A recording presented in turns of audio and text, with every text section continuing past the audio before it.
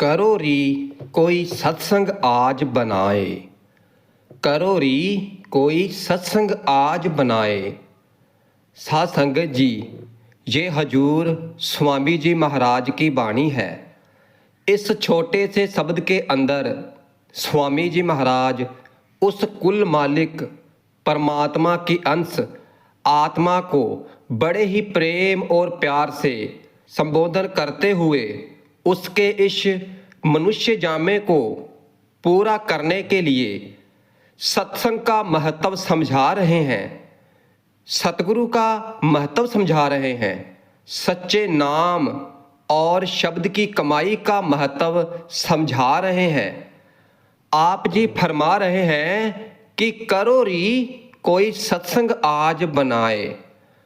अब हम सोचते हैं कि हम तो रोज ही सत्संग सुनते हैं और करते हैं, तो स्वामी जी महाराज कौन सा खास उपदेश देने की कोशिश कर रहे हैं। तो आपके वचनों पर विचार करते हैं। करो री कोई सत्संग आज बनाए। करो री एक बड़ा ही प्यार भरा अपनेपन का संबोधन है जो स्वामी जी महाराज ने आत्मा को जीवन के मकसद को पूरा करने के लिए सुचेत करने के लिए फरमाया है। कई जगह आप जी फरमाते हैं, सुरत सुन बात री तेरा धनी बसे आकाश। कोई जगह और फरमाते हैं, सुरत धुर धारनी तज भोगन काम, क्योंकि उससे मिलाप आत्मा ने करना है। शरीर तो एक जरिया है, शरीर ने यहीं रह जाना है। करो री भाव ये सत्संग ये गुरमत जो है तो ये करनी का मार्ग है, ये ठीक है। उस मालिक के रास्ते पर, परमार्थ के रास्ते पर जो कुछ भी शुरुआत है, मत है, जहाँ इसका लक्ष्य है, उसका आधार केवल और केवल उस कुल मालिक की रहमत है, दया मेहर है, सतगुरु की रहमत है और दया मेहर है।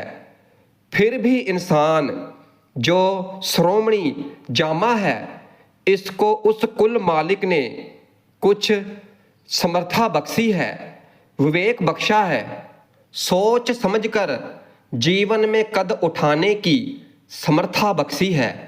इसलिए इस मार्ग पर चलने के लिए पूरा प्रयास करके, पूरे विवेक का इस्तेमाल करके, किसी पूरे गुरु की शरण में जाकर उनके उपदेश पर, उनकी समर्था पर, उनकी दया मेहर पर भरोसा रखकर सिद्क और सबरी से, दृढ़ता से करनी में लगना है। ये ठीक है कि इसकी शुरुआत भी दया मेहर से ही होती है। स्वामी जी महाराज ने इसके बारे में हमें बहुत ही सुंदर तरीके से समझाया है। आप जी के वचन हैं, मेहर दया करनी करवाई, करनी कर बहु मेहर बढ़ाई। मेहर करनी मेहर दो संग चलते, तब फल पूरा चढ़ चढ़ लेते। तब परमार्थ में तुम पूरा फायदा उठा सकते हो। तो अब करना क्या है? करो री कोई सत्संग। आम तौर पर आप जानते हैं कि हम किसी भी धर्म स्थान पर जाते हैं, वहाँ पर वचन सुनते हैं, प्रवचन सुनते हैं, कुछ भजन कीर्तन भी करते हैं, तो हम ये समझ लेते हैं कि यही सत्संग है। इसलिए भाई ठीक है, बहुत अच्छी चीज़ है, उसके भी अपने फायदे हैं। और अगर गहराई से विचार करें कि सत्संग के मायने क्या हैं, सत्य का संग तो सत्य क्या है?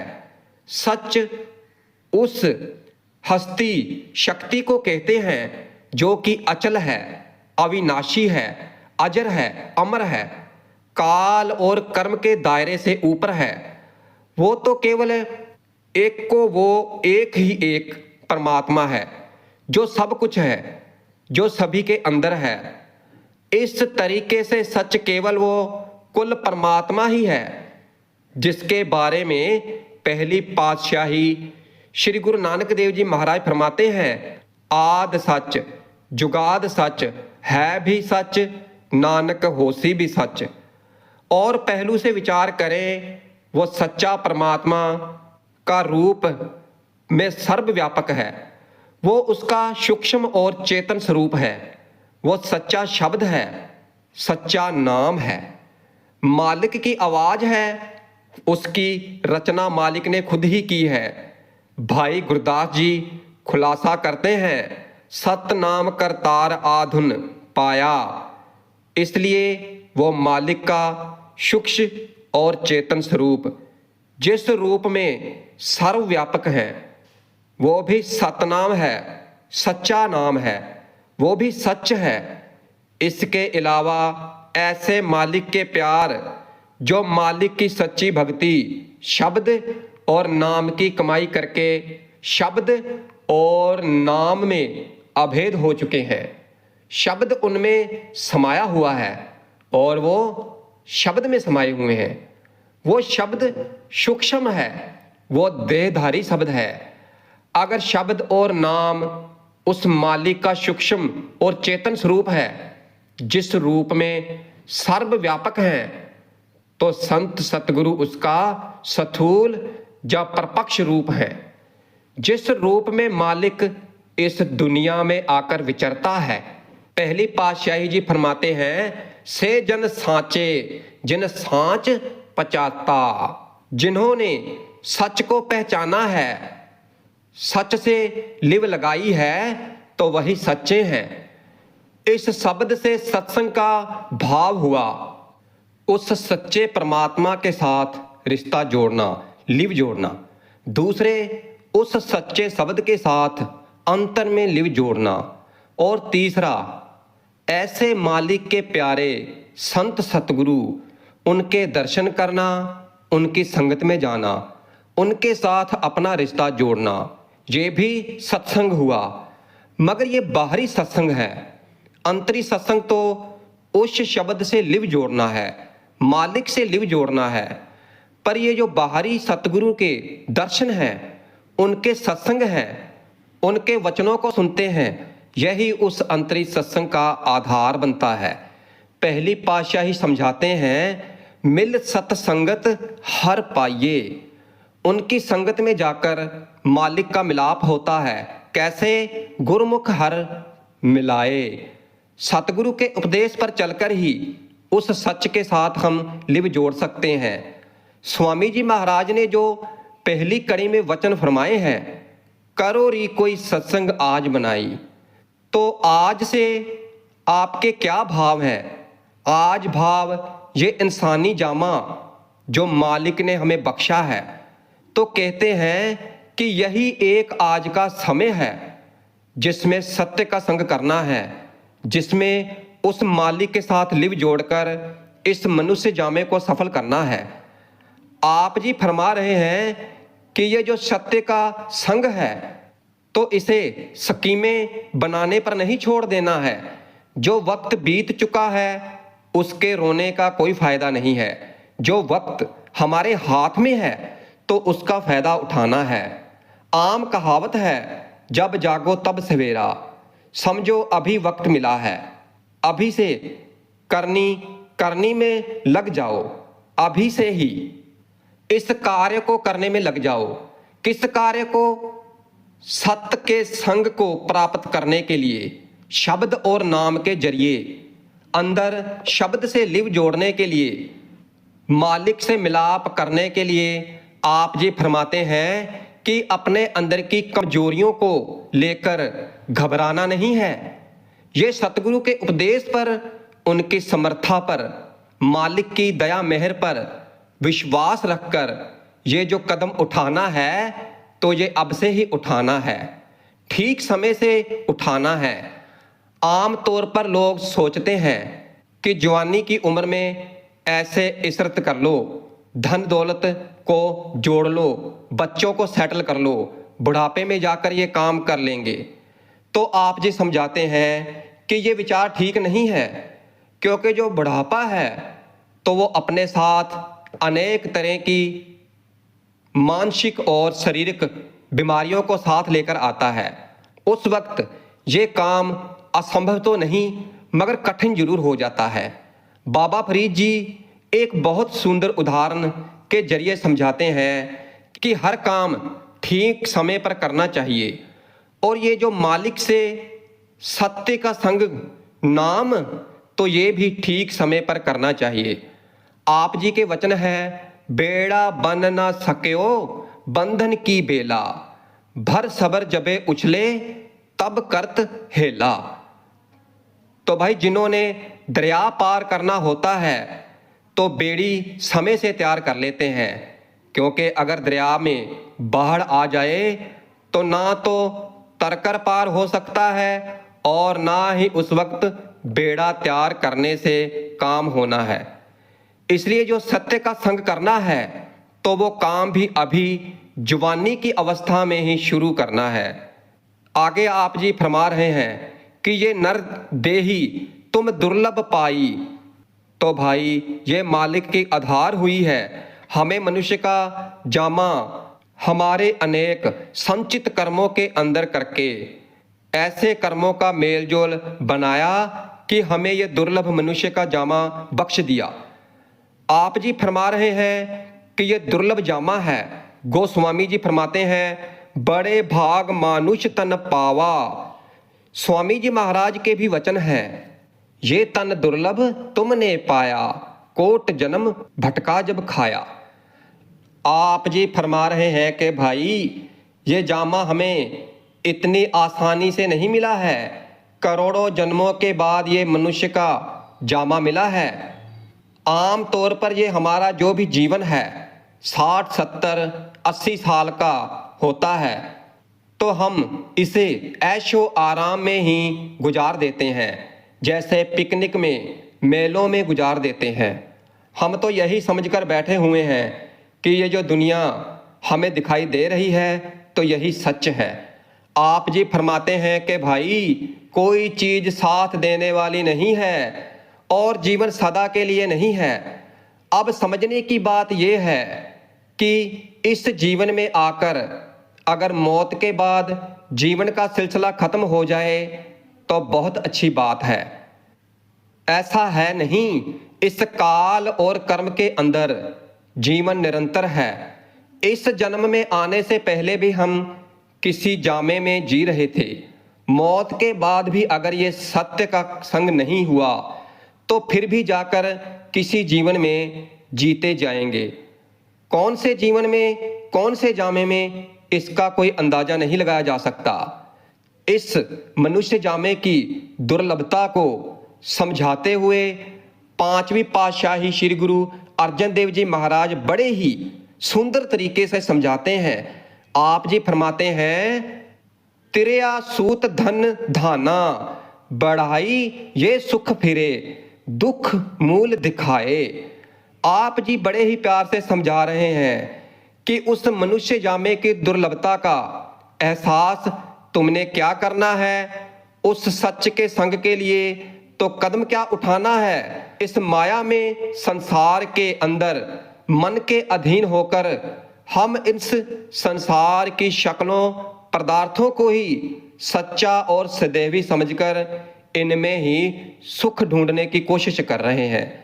आप जी हमें आगाह करते हैं कि भाई ये सभी चीजें नश्वर हैं, कोई साथ निभाने वाली नहीं है। तिरया सूत धन दान बढ़ाई, ये सुख फिर दुख मूल दिखाए। कहते हैं रिश्तेदार, धन दौलत, मैल माड़ियां, मान महत्व, जिनमें से हम आज सुख महसूस कर रहे हैं, तो आप जी कहते हैं कि विचार कर लेना, यही आखिर में दुख का कारण बनेंगे। कैसे बनेंगे? सबसे पहले जो नजदीक से नजदीक रिश्ता है, तिरया सूत धन दान, जीवन साथी है, अपने बाल बच्चे हैं, तो यही सबसे नजदीकी रिश्ते हैं। तो स्वामी जी महाराज समझाते हैं, बई कुदम परिवार सब मतलब का, बिना धन पास नहीं आई। किसी बुजुर्ग से पूछो तो वो यही कहेंगे कि मौत के बाद तो बच्चों ने भी क्या ख्याल रखना है, जीते जी ही उनकी उम्मीदों पर पानी फेर देते हैं। आप जी इसीलिए फरमाते हैं कि स्वार्थ के संगी सभी जिन तज को घेरा, मात पिता सब स्त्री इससे नजदीकी तो कोई रिश्ता नहीं है। मात पिता शुभ स्त्री कोई संग ना हेरा, कोई साथ निभाने वाला नहीं है। इसी तरीके से धन दौलत है जो हमारे महल माड़ियां हैं, तो कहते हैं कि ये भी कोई साथ नहीं देते। आप विचार करके देखो कि इन चीज़ों को बनाने के लिए, कमाने के लिए हम कितनी मेहनत करते हैं। अपने शारीरिक स्वार्थ का भी ख्याल नहीं करते, कई तरह की मानसिक टेंशन लेकर बैठ जाते हैं। और फिर जिंदगी का कौन सा असूल है जो इनको प्राप्त करने के लिए कुर्बान नहीं करते। और फिर जब ये चीज़ें मिल जाती हैं, लगता है बड़ी सुखदाई है। और जिसके पास ज़्यादा धन है तो उनको तो रात को नींद भी नहीं आती है, वो तो नींद की गोलियां खाकर ही सोते हैं। फिर मन को चिंता लगी रहती है कि कहीं किसी कारण ये धन दौलत हमारे हाथों से छिन ही ना जाए, फिर ये हमारे लिए दुख का कारण बन जाती हैं। आप जी फरमाते हैं कि ये जो मनुष्य का जामा मिला है तो ये महत्वपूर्ण है। ये धन दौलत जब इकट्ठी हो जाती है तो ये बड़ी विचित्र चीज है। जब जाती है तो बाढ़ की तरह जाती है, सब कुछ साथ में बहाकर ले जाती है। और दूसरी इसकी एक और विचित्रता है, जब माया की जरूरत होती है तो वो होती नहीं, और जब होती है तो जरूरत नहीं होती। और जब बहुत ज़्यादा हो जाती है तो फिर इंसान क्या करता है, फिर ऐशो इशरत में लग जाता है। इन चीज़ों में लगाकर, शराबों कबाबों में लगाकर अपनी ही शारीरिक, अपनी ही मानसिक, अपनी ही आत्मिक तबाही का सामान इंसान अपने हाथ से जुटा लेता है। फिर माया के मोह में फंसकर धन दौलत ज़्यादा होने से आप ही देखो, अपने ही बच्चों का जो जीवन है उनकी बर्बादी का इंसान अपने आप ही समाधान कर देता है, उनके लिए समाज जुटा देता है। धन दौलत कहते हैं ये भी किसी काम नहीं आती। गुरु साहब ने इन सभी चीज़ों को रोगी कहा है। आप जी फरमाते हैं मात पिता माया देश है रोगी, ये सभी चीज़ें रोगी हैं, रोगी कटम संजोगी, सब चीज़ें दुखदाई हैं। अब मान बड़ाई के ऊपर आ जाओ। जब लोग हमारी वाह वाह करते हैं, स्टेजों पर चिल्लाते हैं, गले में हार डालते हैं, क्लैपिंग करते हैं, उस वक्त हमारा मन फूला नहीं समाता। और जब पासा पलट जाता है तो वही लोग हमारी मिट्टी पलीत करते हैं। फिर हमें समझ आती है कि भाई ये जो चीज़ें थी इनमें जो सुख मिला था छिन भर का था, सदैवी नहीं था। इसलिए इसके मोह में नहीं लिपट जाना, ये मान नहीं है।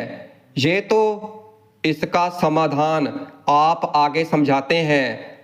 जा से बचो गहो गुर सरनाई, सत्संग में तुम बैठो जाए। पीछे स्वामी जी महाराज ने समझाया कि ये धन दौलत माया है, मान बढ़ाई है, रिश्ते नाते हैं, ये माया है, ये दुख का कारण बनते हैं।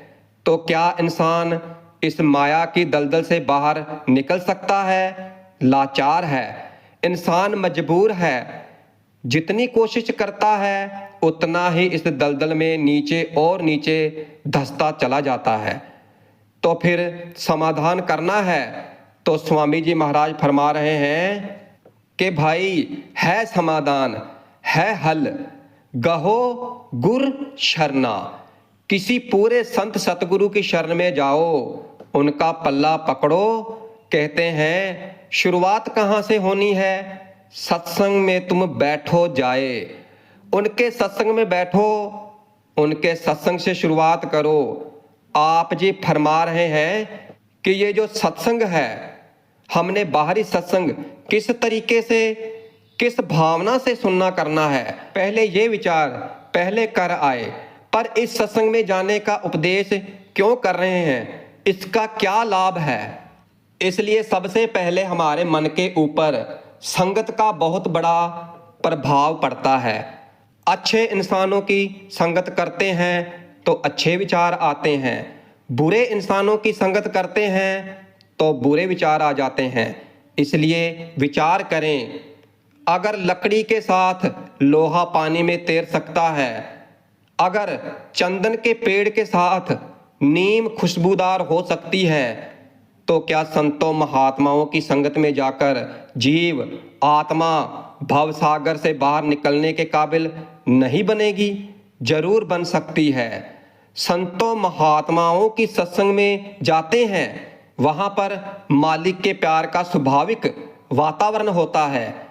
हमारे अंदर मालिक का प्यार है, क्योंकि मालिक प्रेम है और उसकी अंश आत्मा हमारे अंदर है। वह सोया हुआ प्रेम जागृत होना शुरू होता है। संत महात्मा जिनके सत्संग में जाने का आप उपदेश कर रहे हैं, तो वो मालिक की भक्ति करके मालिक का रूप हो चुके हैं। मालिक प्रेम है, उनके रोम रोम से प्रभु प्रेम की किरणें झड़ती हैं। हमारे अंदर मालिक का प्रेम जागृत होता है, ज्ञानवश बुद्धि जागृत होती है, हमारे अंदर मालिक से मिलाप की इच्छा पैदा होती है।